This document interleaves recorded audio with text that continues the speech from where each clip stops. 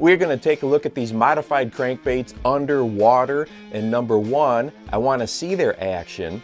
Two, is the natural action of the crankbait hindered in any way? And three, where might we use a modified crankbait like this? I know a lot of you watch Matt Steffen's channel, and he actually did a video on these modified crankbaits about a month ago. Well, when I saw it, I was like, you know what, you know me, I want to see them underwater. What do these actually look like?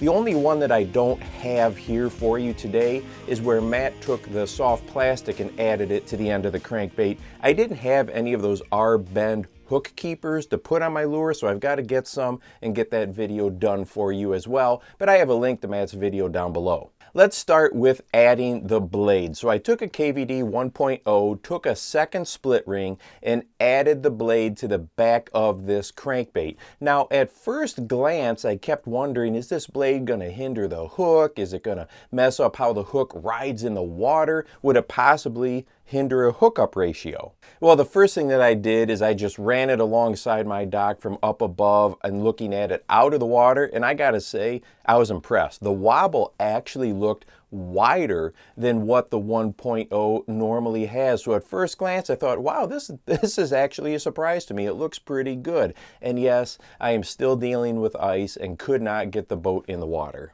All right, let's go ahead and head underwater with this. The first thing that I want you to note is that this crankbait sinks with the blade attachment. It's a little bit heavier and the lure drops through the water column. Now, this was a small crankbait, so with a little bit larger crankbait, that added buoyancy could eliminate this, but it is important to be aware that when you cast it out with the smaller lure, it is going to sink.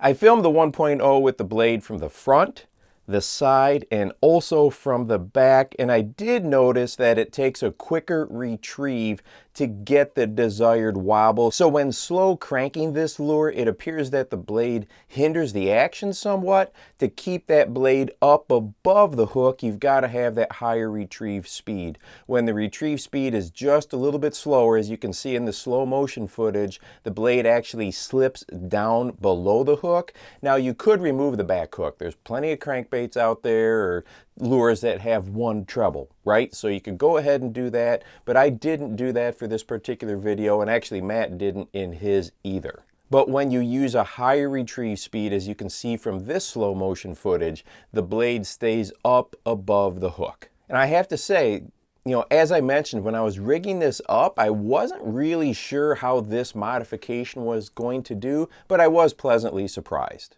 Now, this next one I just love. So I took the back treble off the 1.0, and then I took a feathered treble off of one of my topwater poppers and put it on here. Anglers have used feathers on their topwaters for years, but you just don't see it on the back of crankbaits all that often.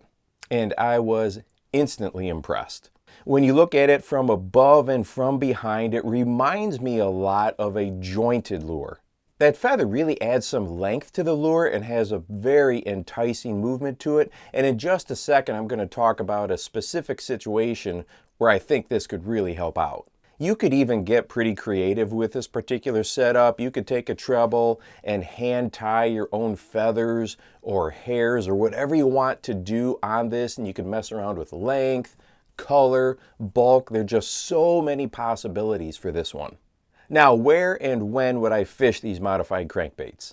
First, I would have to say in highly pressured situations. We're getting to that time of year, and maybe you're already experiencing it on your waters, where you get out to the lake or the river and there's just people everywhere. And you could have situations where a lot of those anglers are throwing crankbaits. This is going to be something different. And we know as bass anglers in pressured situations that oftentimes that something different, that little modification, that change can make a big difference in how the bass are willing to bite, because it's just not something they've seen a million times already. And then the next situation, and here I'm really thinking about that feathered treble on the back of the crankbait, is when you have bass that are just following their followers, or you're getting those little nips and swats at your lure where they're just not committing to it. That feather on the back is such a visual enhancement to the natural action of the lure. I think it's really going to close the gap in those situations when you've got bass that just won't commit. This is definitely something that I am very looking forward to trying. And before I forget, if you love bass behavior and you want to support the channel, I've got my bass behavior bundle coming out March 15th. You can go ahead and sign up down below on the link to get on the wait list, and you'll be one of the first to know when it's ready. And hey, if you want to watch a video that talks about narrowing down the part of the lake or river that you fish to find possibly the highest percentage of bass on those waters, go ahead and check this one out right here. And make sure that you go out and encourage someone today. You never know how you might just change their life. For the Bass Fishing Life, I'm your host, Steve Rogers.